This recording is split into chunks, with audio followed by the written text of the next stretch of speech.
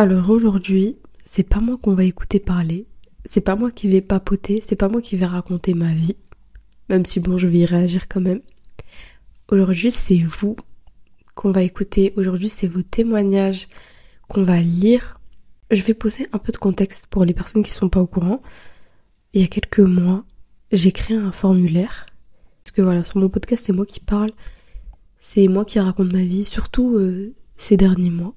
Et du coup, je voulais qu'on inverse un peu les choses, je voulais qu'on vous écoute et je voulais qu'ensemble on trouve des solutions quand il faut, ou juste qu'on vous écoute quand il faut, parce que je suis sûre qu'on peut grave relever des morales et des leçons dans chacune de vos histoires. On peut même se reconnaître beaucoup dans, en tout cas, ce que j'ai lu. Mais bon, je vais pas vous spoil. Je demandais pas un sujet précis dans ce formulaire-là. D'ailleurs, ce formulaire sera toujours disponible en lien en description, parce que Inch'Allah il y aura plusieurs épisodes si vous êtes chaud.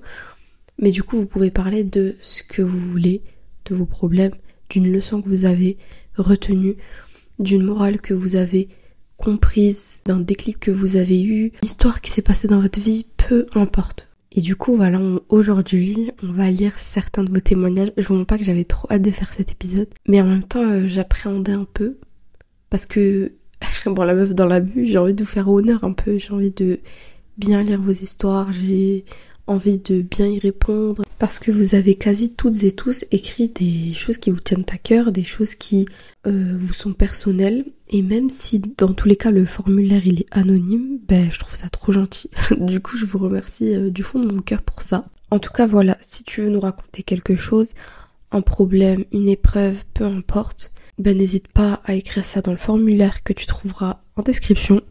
Et moi, Inch'Allah, je lirai ça dans un prochain épisode. Peut-être dans 1 mois, dans 2 mois, dans 3 mois. Bref, c'est pas le dernier épisode qu'il y aura. Au contraire, j'ai envie d'en faire souvent. Du coup, voilà.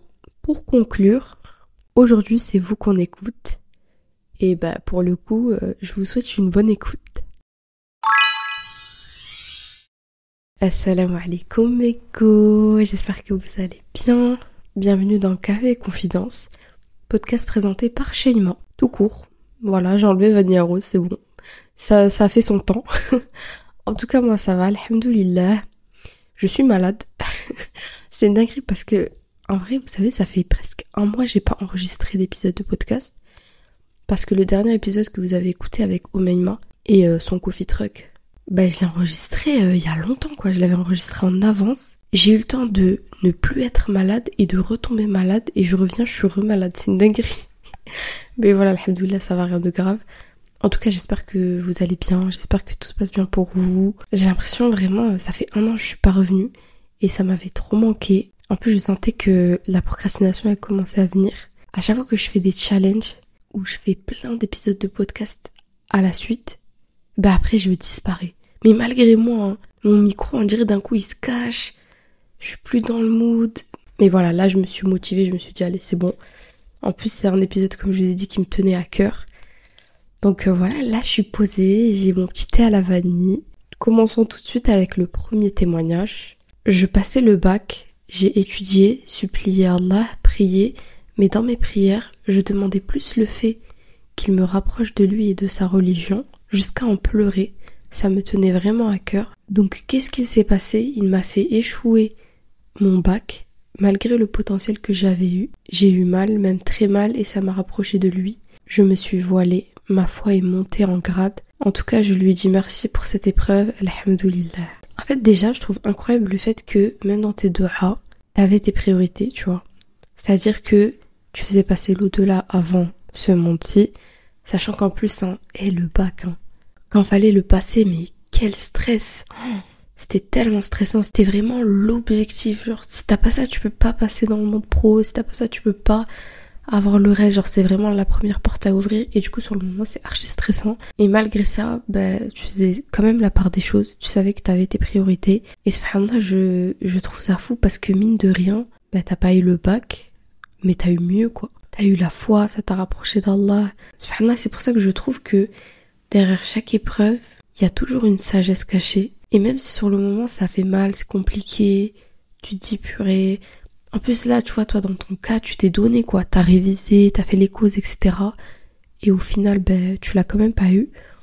Et donc sur le moment, ça peut grave être frustrant. Tu peux te dire, mais genre, purée, j'ai fait tout ce que j'ai pu faire, quoi. J'ai fait les causes. T'as fait ce que t'as pu faire et malgré ça, tu l'as pas eu. Mais t'as eu un cadeau tellement plus beau, tellement plus pur, plus profond qu'un diplôme, tu vois. Donc, alhamdoulilah, déjà, je suis trop contente pour toi. Tu nous as pas raconté la suite. Est-ce que l'année d'après, t'as eu le bac? Comment ça s'est passé et tout? En tout cas, j'espère que tu l'as eu l'année d'après. Et cette histoire, elle me fait trop penser à une fille dans mon entourage. Carrément, je crois que j'ai déjà parlé de cet exemple dans un épisode.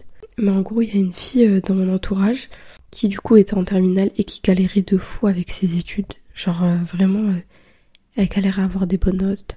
Elle était en scientifique, donc voilà. Ceci explique cela. Mais bref, vraiment, les cours c'était vraiment un calvaire pour elle. C'est-à-dire que c'était stressant, c'était compliqué, c'était éprouvant. Elle dormait peu, vraiment, elle se donnait, etc. Mais malgré ça, elle avait des lacunes et c'était compliqué, tu vois. Et à la fin de l'année, malheureusement, j'ai appris qu'elle avait pas eu son bac, tu vois. Et sur le moment, forcément, on était triste pour elle. Mais on s'est dit, il y a un khair. Tu vois, il y a un khair. Il y a quelque chose que nous, on voit pas forcément maintenant. Mais il doit y avoir un khair, tu vois. Et voilà, je me rappelle qu'elle était grave triste. Mais bon, elle s'est dit, c'est pas grave. Mais du coup, l'année d'après, elle a changé quelques-unes de ses spécialités. Elle a eu son bac. Elle était beaucoup plus sereine. Et surtout, elle savait ce qu'elle voulait faire plus tard, en fait. Parce qu'elle a eu 1 an de plus pour pouvoir réfléchir, pour pouvoir se poser. Et du coup, tout le stress après bac, là, elle avait beaucoup moins, quoi. Elle était beaucoup plus apaisée. Et je me rappelle, on était tellement contente pour elle, c'est incroyable. Et aujourd'hui, alhamdoulilah, elle est en études sup. Et elle est beaucoup plus sereine. Et, tu vois, sur le moment, quand on se met dans la place de la personne qui a pas eu le bac, on peut se dire que, purée, je vais avoir du retard sur les autres. Purée, les autres, ils avancent, moi, je reste derrière. Tu sais, c'est vraiment ce ressenti horrible d'être en retard. Alors qu'en soi, Allahu alam, ça se peut, t'es même en avance, qui sait? Parce que peut-être que, carrément, on va essayer de retourner la façon de voir cette situation. Les autres, certes, ils ont eu leur bac, mais peut-être qu'ils se rendront compte en première année d'études sup que ce qu'ils font, ça ne leur correspond absolument pas, et que donc, ils se réorienteront. Et donc, ils seront, entre guillemets, au même stade que toi, dans le sens où, eux aussi, ils auront, entre guillemets, perdu une année. Ce que je veux dire, c'est qu'il n'y a pas une personne qui est plus en retard ou plus en avance que l'autre. C'est pas du tout ce que je veux dire. Ce que je veux mettre en avant, c'est le fait que, en fait, chacun a son chemin. Chacun a son propre parcours. Et en fait, tous les parcours sont différents. Tous les chemins seront différents. Tout simplement parce qu'on aura toutes et tous des choses différentes à apprendre tout au long de notre parcours en fonction de notre personne. Et surtout, en fonction de quelle manière ça doit être fait. Et c'est pour ça que, je sais que c'est beaucoup plus facile à dire qu'à faire, mais dans ces moments-là, faut absolument pas se comparer parce qu'il y a un khir dans ça. Tu vois, il y a un khir. Allah alam, peut-être, elle aurait eu son diplôme, elle serait là en études sup, et il lui serait arrivé quelque chose en études sup. Genre vraiment, je vous jure, j'ai entendu une histoire là, il y a quelques jours. Il y a une personne que je connaissais qui voulait à tout prix faire son master dans un autre pays. Il y a un pays en particulier qui l'intéressait de fou. Et elle voulait vraiment aller faire son master là-bas. Donc tout au long de sa licence, elle s'est donnée de fou. Mais quand je vous dis, tout ce qu'elle pouvait faire, elle a fait. Et subhanallah, qu'est-ce qui s'est passé? Elle a réussi à être acceptée en master dans ce pays-là. Elle est partie dans ce pays-là. Ce pays qui est quand même très loin de la France, je tiens à préciser. C'est pas un pays voisin. 1 mois après être allée dans ce pays-là, elle est décédée du jour au lendemain. Mon Dieu, rien que d'en parler, ça me... Et quand je vous dis qu'elle n'avait aucun problème de santé et que du jour au lendemain, elle n'était plus là. Alors voilà, c'était le Mektoub, tout ça c'était écrit, ça devait arriver, mais ce que je veux dire c'est que parfois, quand les choses qu'on veut profondément n'arrivent pas, c'est pour une raison. Je dis pas que si c'est pas arrivé, c'est parce que si c'était arrivé t'allais mourir, c'est pas ce que je veux dire. Mais ce que je veux dire c'est que subhanallah, nous on a notre plan, on a notre vision de voir les choses, mais Allah il a son plan et surtout Allah il sait exactement comment tout va se dérouler. Tu vois ce que je veux dire? Et parfois il nous protège en fait. Il nous protège en nous éloignant de ce que nous on veut, de ce que nous on aime, etc. Donc voilà, je sais que c'était archi dur sur le moment, mais il faut toujours essayer d'avoir cette sagesse de se dire fiya khair. Il y a un bien dans ce qui se passe, tu vois. Et carrément, je peux même prendre mon exemple à moi. Genre, je voulais à tout prix être acceptée dans un master en particulier, tu vois, cette année, du coup. Et comme je vous ai dit, l'année sabbatique, c'était pas du tout ce que je voulais faire, parce que mon objectif, c'était de finir mes études le plus vite possible. Et franchement, je vous dis la vérité, j'ai les compétences, j'ai les capacités. Enfin, j'avais des notes archi convenables. J'avais eu pas mal d'expérience déjà, juste pour une licence. Et en plus, tu sais, c'était vraiment un master où je sais que je pouvais y aller, quoi. Genre, Quand je dis j'étais à ça, hein, j'étais dans les attentes, j'étais à ça d'être acceptée et subhanallah ça s'est pas fait. Et moi comme je vous ai dit, j'avais déjà mon plan tracé, j'avais ma déco, j'avais carrément toutes, ouais, parce que moi je pensais à ça aussi, j'avais toutes mes idées de contenu pour toute l'année, j'avais tout planifié et quand je vous dis vraiment j'y croyais, pour moi c'était logique tu vois. Et malgré ça, ça ne s'est pas fait parce que ça devait pas se faire et tu vois, là je prends du recul. D'ailleurs, à la fin de l'année, Inch'Allah, je vous ferai un épisode de podcast sur l'année sabbatique et du coup sur ce que j'en pense, etc. Parce que là, du coup, ça fait 2 mois. Et en vrai, il y a pas mal de choses à dire. Donc, Inch'Allah, fin d'année, je vous ferai un épisode sur ça. En plus, si ça peut aider les personnes, du coup, qui doutent à faire une année sabbatique ou pas, ce serait grave cool. Mais du coup, voilà, je me dis que, fiha khair. Si ça s'est pas fait, si je n'ai pas fait ce master cette année, si j'ai dû rester chez moi dans ma maison, c'est qu'il y avait un bien dedans. Du coup, voilà. En tout cas, merci beaucoup pour ton témoignage. Maintenant, passons au deuxième témoignage. Ma plus grosse épreuve m'a poussée à sortir de ma zone de confort, littéralement. Salam alaikum ma sœur, wa alaikum salam. Je ne vais pas donner trop de détails parce que cette épreuve concerne une injustice commise par des gens à mon égard. Qu'Allah nous guide et nous pardonne. J'étais une personne très casanière, très focalisée sur le fait de rester dans mon cocon en sécurité. Un jour, de nouvelles personnes ont emménagé dans mon voisinage et le chaos a commencé. Impossible pour moi de rester chez moi car le bruit était insupportable. Au début, c'était si difficile que je faisais des crises d'angoisse et puis j'ai eu un déclic et je me suis mise à fond dans ma foi.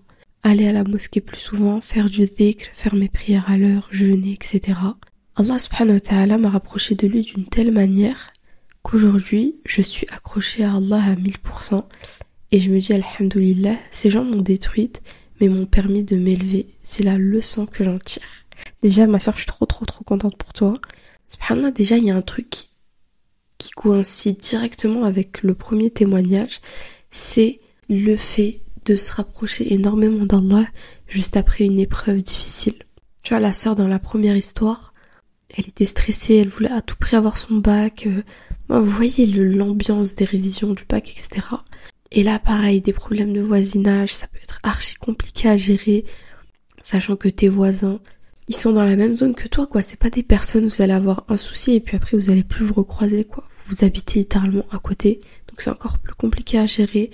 Tu nous as volontairement donné pas plus d'informations sur ce qui s'est passé, mais de là à en faire des crises d'angoisse et carrément à avoir du mal à rester chez soi, alors que de base, t'as l'air d'être une personne introvertie dans ton coin, dans ta maison et tout, ça montre que ça t'a réellement impacté.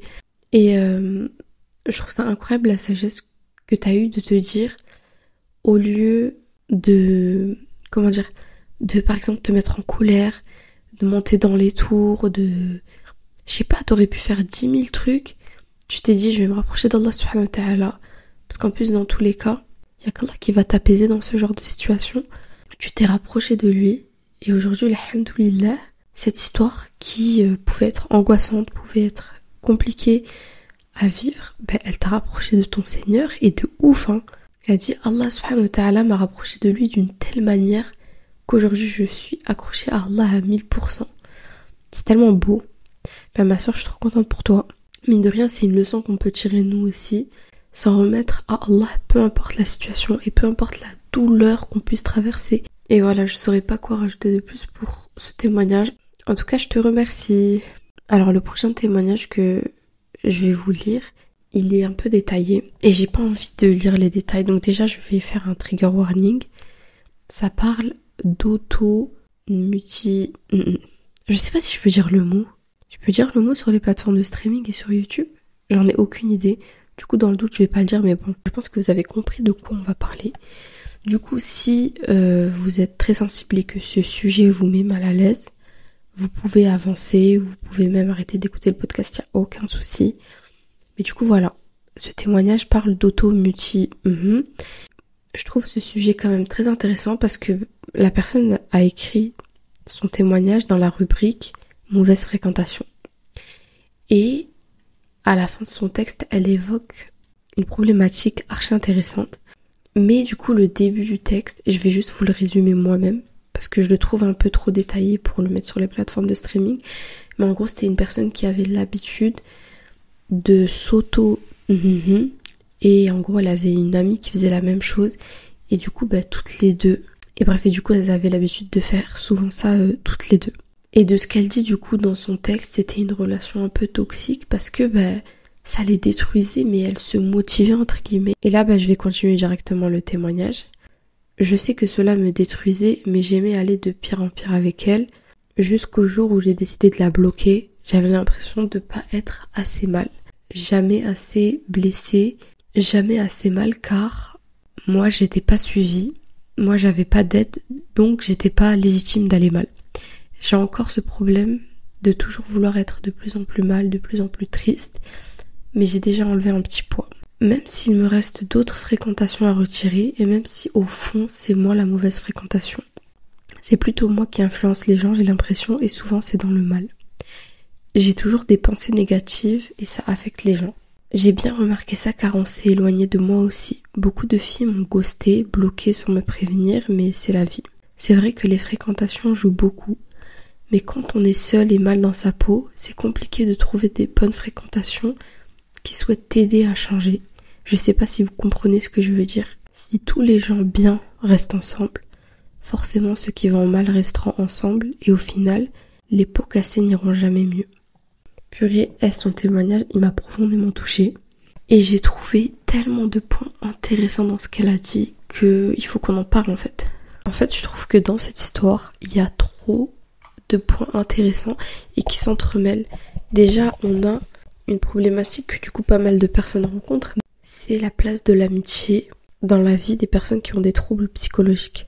Parce que forcément, quand t'es en dépression, quand tu fais de l'anxiété, quand t'as un trouble borderline, peu importe le trouble, forcément tu vas avoir du mal à être autant impliqué dans tes amitiés parce que tu n'auras pas l'énergie, tu n'auras pas la force.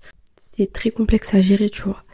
Et du coup, pour ces personnes-là, forcément, leur rapport à l'amitié, les devoirs, entre guillemets, qu'elles vont avoir en tant qu'amies, l'une pour l'autre, en fait, c'est biaisé dans le sens où elles ont des problèmes en plus à gérer. Je sais pas si vous voyez ce que je veux dire. C'est beaucoup plus compliqué à gérer, en fait. Et c'est vrai que souvent, la question se pose de la gestion de l'amitié pour les personnes qui ont des troubles psychologiques. Déjà, moi, première chose que je te conseillerais, ma sœur, parce que t'as dit qu'à ce moment-là, t'étais pas suivie. J'espère qu'aujourd'hui, t'es suivie. Et si c'est pas le cas, je te conseille fortement de te faire suivre. Sachant que moi, je tiens à préciser dès maintenant, je ne suis pas psychologue, je ne suis pas psychiatre, je ne suis même pas étudiante en psychologie. Donc, je vais même pas pouvoir t'aiguiller par rapport à l'automuti, voilà. Mais si je pourrais te conseiller quelque chose, c'est vraiment d'aller voir une psychologue, une thérapeute, bref, une professionnelle qui pourra te prendre en charge pour que tu puisses petit à petit démêler tout ce qui se passe dans ta vie, pour que tu puisses petit à petit guérir de ta souffrance intérieure qui, mine de rien, a l'air archi profonde et franchement qu'Allah te facilite. J'espère de tout mon cœur que tu iras mieux et que tu trouveras un apaisement. Donc là déjà, dans ce que tu nous racontes, on le voit dès le début, il y a une espèce de relation toxique entre vous deux parce que mine de rien, vous vous renvoyez une espèce de douleur et vous vous détruisez à deux. Et limite, vous vous aidez dans ça. Déjà, la vérité, le fait que tu l'aies bloquée, enfin en tout cas le fait que tu aies coupé contact avec elle, je trouve que c'est une bonne décision que tu as prise mine de rien parce que sinon ça allait continuer en fait. Et en fait carrément, t'as pas détaillé comment se passait votre amitié en elle-même, mais même si toutes les deux, hormis ce côté-là, vous étiez archi bienveillantes l'une envers l'autre, ou vous vous entendiez archi bien ou peu importe. Personnellement, je pense que c'était une bonne décision de couper au moins le temps que toutes les deux, de votre côté, vous guérissez pour pouvoir peut-être après mieux vous retrouver, tu vois. Mais ça a été une prise de conscience de ta part de faire ça et personnellement, je trouve que ça a été une bonne idée. Peut-être qu'il y aurait une autre manière de le faire, mais en tout cas, le fait de s'être éloigné, je pense que c'était la bonne chose à faire de s'éloigner parce que deux personnes qui vont mal et qui se poussent vers le mal même sans le vouloir, ça ne peut pas finir bien, tu vois. Ensuite, par rapport à ce que tu as dit sur les fréquentations, en fait, tu vois, d'un côté, c'est normal que tu veuilles aller vers des personnes qui partagent tes douleurs, partagent tes souffrances, comprennent ce que tu ressens parce que c'est beaucoup plus simple, tu te sens beaucoup moins seul, etc.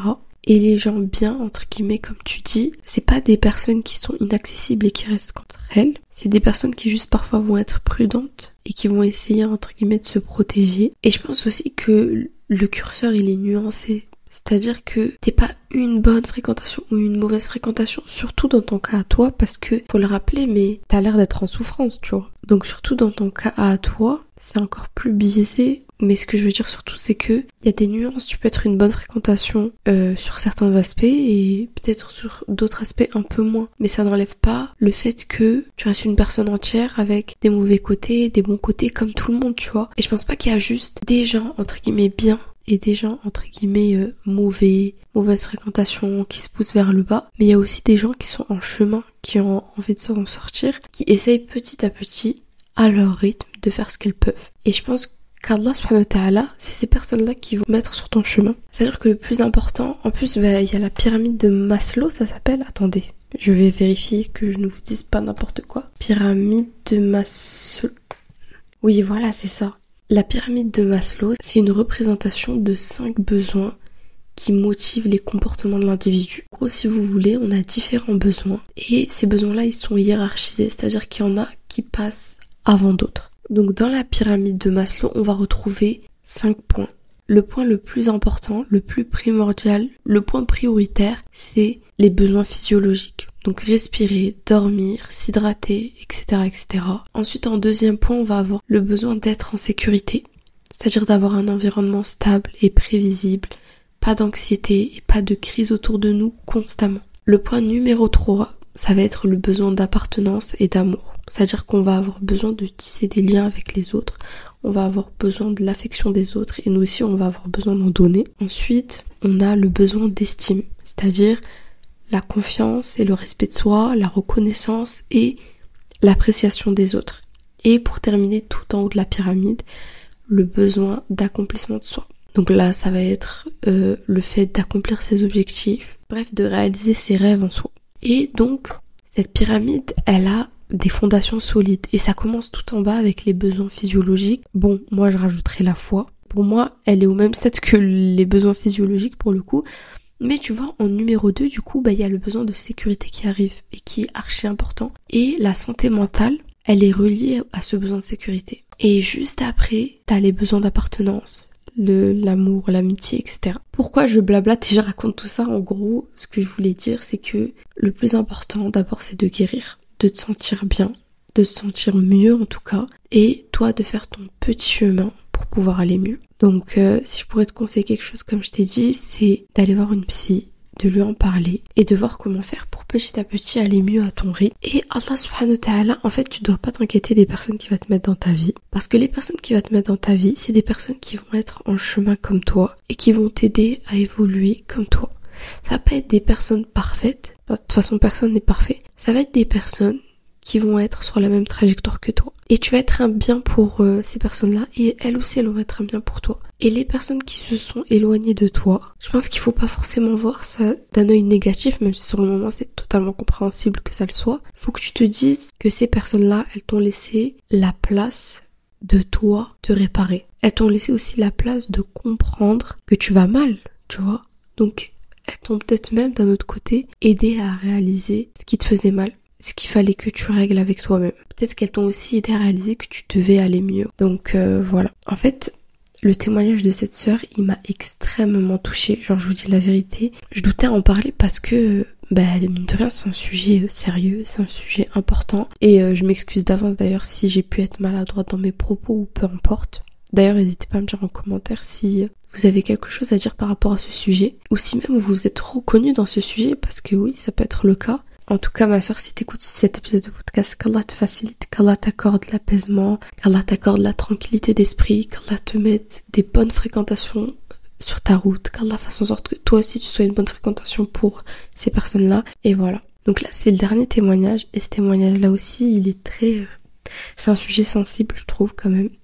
Mais pareil, j'ai envie d'en parler parce que je trouve ça trop important. En plus, c'est l'un des premiers témoignages que j'ai reçus. Donc je sais qu'il date déjà d'il y a quelques mois, genre. Je sais même pas si la personne qui l'a écrit va écouter cet épisode. En tout cas, si tu passes par là, qu'Allah te facilite. Personnellement, il y a eu un moment où je ne croyais plus en Dieu. J'étais tellement mal au fond de moi que la vie n'avait plus de sens à mes yeux. Même encore maintenant, ça m'arrive d'y penser fortement. La chose qui m'aide à me relever, c'est quand je vois des gens autour de moi faire du bien. Ça m'apaise sur un court instant et ça m'aide à me dire que ces gens-là croient en Allah et pourquoi pas moi. Je sais pas comment les gens arrivent à aimer Allah. Désolée si c'est long.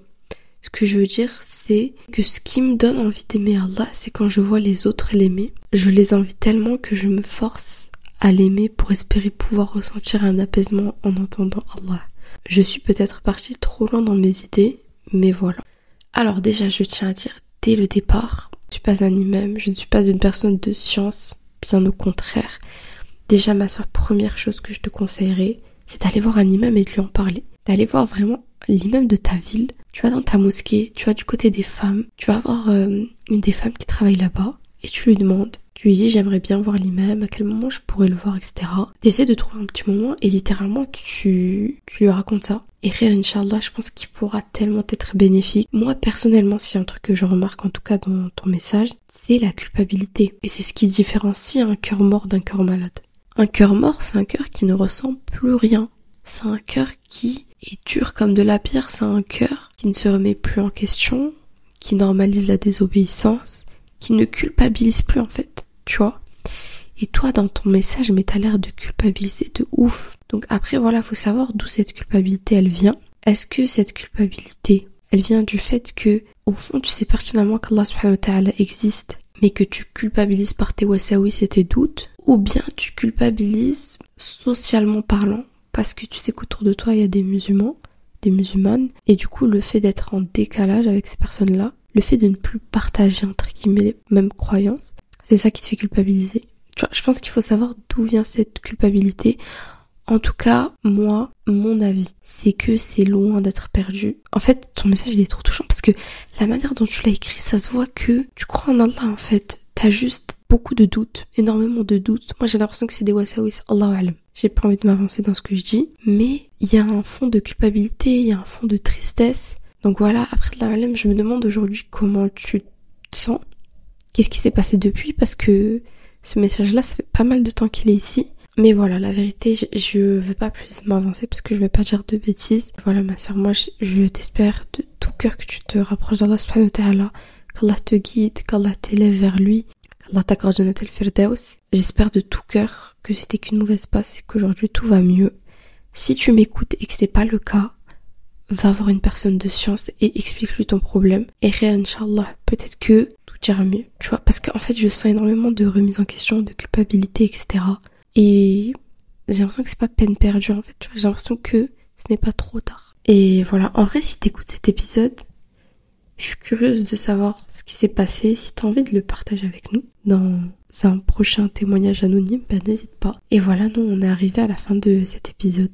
Je tiens à remercier sincèrement toutes les personnes qui m'ont envoyé des témoignages. Premier degré, je suis émue parce que les sujets abordés, c'est tellement des sujets profonds et importants. Si des auditrices et des auditeurs parmi vous se sont reconnus dans ces sujets-là, ben qu'Allah vous facilite. Subhanallah, c'est fou parce que on a eu 4 témoignages. Les 4 témoignages ont parlé d'épreuves. On en a 2 où ça parlait de l'épreuve au passé. Vous voyez les 2 témoignages qu'on a abordés au début, ça parlait de l'épreuve au passé. Et aujourd'hui, les sœurs, elles vont mieux. Et justement, elles montrent à quel point ces témoignages-là, ben, ça les a aidées à se rapprocher d'Allah subhanahu wa ta'ala. Et les 2 témoignages d'après, c'est des épreuves mais vécues sur le moment. On a une épreuve sur la santé mentale, sur les mauvaises fréquentations, et on a une épreuve sur la baisse de foi, le doute, etc. Et subhanallah, je trouve ça fou parce que les 2 derniers témoignages peuvent nous aider à prendre du recul avec les 2 premiers témoignages. Parfois, quand tu vis une épreuve, quand tu vis un moment difficile, un moment extrêmement compliqué, vraiment même si sur le moment c'est dur, ça ne veut pas dire que c'est une fin en soi, loin de là, vraiment. Donc voilà, khayr, Inch'Allah, j'espère de tout cœur que tout ira mieux. En tout cas, moi je l'espère et je le pense. Je pense sincèrement que tout ira mieux, khayr, Inch'Allah, qu'Allah vous facilite. Je vous remercie de tout mon cœur d'avoir participé à ce premier épisode de Vos Confidences à vous. Comme je vous ai dit, il y en aura d'autres. Donc si vous voulez nous parler de quelque chose, n'hésitez pas. Comme je vous ai dit, il n'y a pas de règle. Vous pouvez parler de tout ce que vous voulez. Vous pouvez parler de sujets encore plus intenses comme de sujets encore plus légers. Il n'y a pas de règle. même au niveau des textes, genre carrément, même au niveau de la taille du texte, vous écrivez autant que vous voulez. Genre vraiment, il n'y a pas de souci. Et même si vous voulez écrire que 2 lignes, il n'y a pas de souci. En tout cas, voilà. Et j'espère que cet épisode, il a pu vous aider. Si vous voulez y réagir, n'hésitez surtout pas. Nous, on se retrouve la semaine prochaine, Inch'Allah, du coup, pour un nouvel épisode de podcast. Prenez soin de vous, passez une excellente semaine. Et nous, on se retrouve dimanche, Inch'Allah, pour un nouvel épisode de Café et Confidence, présenté par Shaima. Prenez soin de vous. Assalamu alaikum.